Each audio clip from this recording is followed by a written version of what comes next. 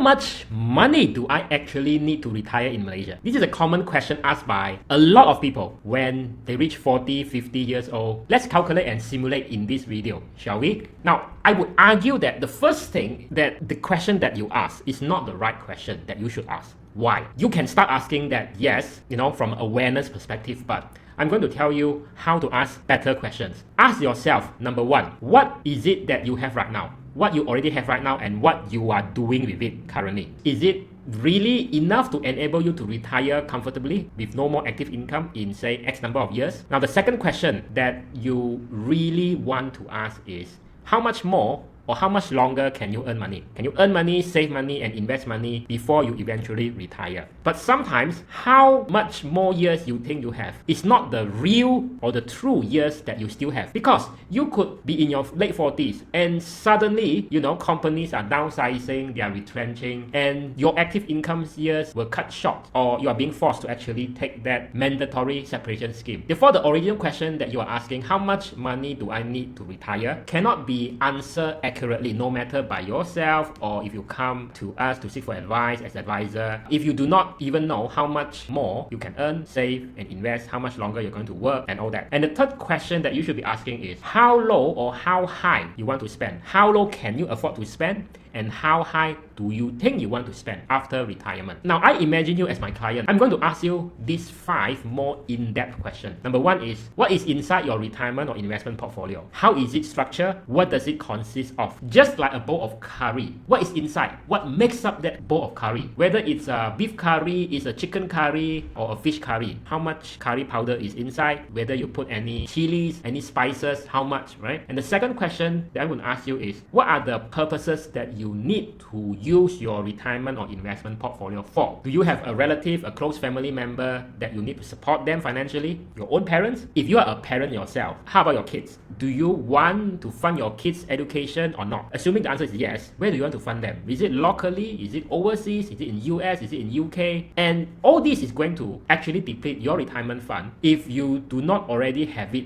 ring-fenced or allocated. And the third question is, what can go wrong? What are the things that you think can go wrong? And of course, if you ask me, I have a list of things that can go wrong from my experience of advising clients. Now, I'm going to share with you, of course, if you are my client, whether those things are likely to go wrong for you. But again, it depends on what you are already doing with your money. And the fourth question that I would ask you is, out of these things that can go wrong, how likely is it going to happen to you? How likely they're going to happen based on your personal circumstances, your financial circumstances, how likely things are going to go wrong. For example, if your parents have a pension and they have their own medical insurance, and then whatever that can happen to them or can go wrong for them medically, you do not have to fork out a lot of money to support them in this area.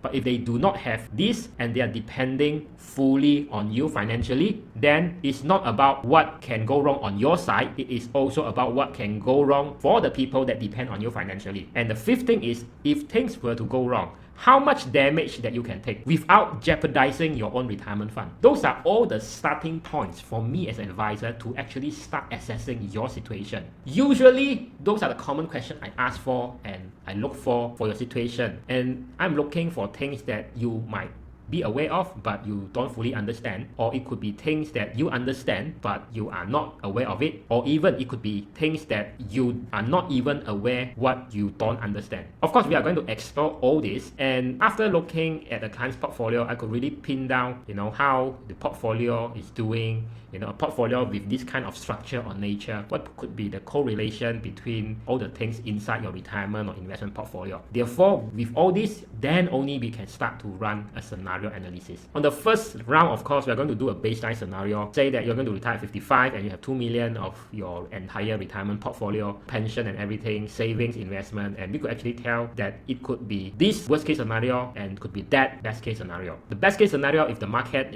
is very good and you could end up at 80, you could end up like still having 3.5 million in your bank account. Or if the market really does very badly from here, the worst case scenario, your money could run out by 73. But if the worst case scenario does not happen and the best case case scenario also do not happen, it means that likely on average that your money could last you up until 80 years old, where you still have some positive balance after accounting for things like your spending pattern, inflation and all that. And then if you say, okay, this scenario, it is not that optimistic. In fact, you might say, oh, my parents and grandparents live until like way beyond 90 years old, right? So it's not good enough that my money can only last me until 80. So I said, okay, we can really simulate and rerun a scenario analysis and see that what if you're going to allocate your retirement portfolio to something that gives you higher return, which also come with a higher risk. So on the worst case scenario, it could be worse if things doesn't go well for the next 10-20 years, or if the stock market keep on having negative return years. And then based on everything that you told us about your spending pattern and all that, you could probably even run out of money earlier at 71 or 72. But the best case scenario is that when the market,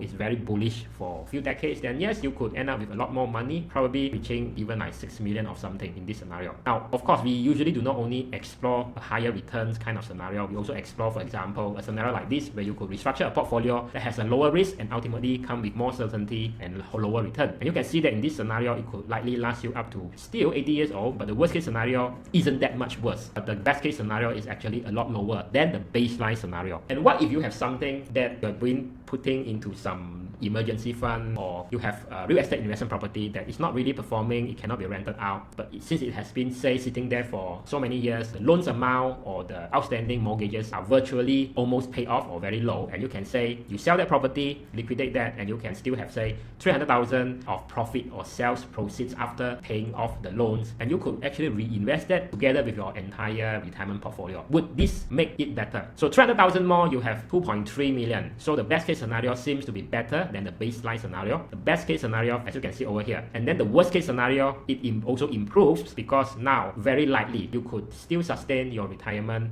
up until 78 in the worst case scenario. But if the worst case scenario does not happen, then it's also likely that you could sustain your way beyond 80 years old for the retirement portfolio composition that you have. Or in scenario number 4, what if you make some adjustment in terms of what you can do to your spending habit or how much you spend? Because these are the things that you can control, right? I'm not saying about downgrading your lifestyle drastically. I'm just saying that, hey, what does lower your spending amount after retirement by 10%? How does it improve things, the outlook? And you know that based on this, it can even make things better. And then we can even customize or configure another scenario 5, whereby you could spend as per what you had planned to spend, but you control your personal inflation. Don't let that kind of lifestyle inflation creeps into the need for you to spend more each and every year. Limit your personal inflation, and what could the outcome be? Because in this scenario, it can show you that it gives you higher level of confidence level to not run out of money too early. See, in other words, what I've just shown you over here is basically look at your retirement portfolio, test out the sustainability, and this is actually easily explained if you have watched this exact scene in the movies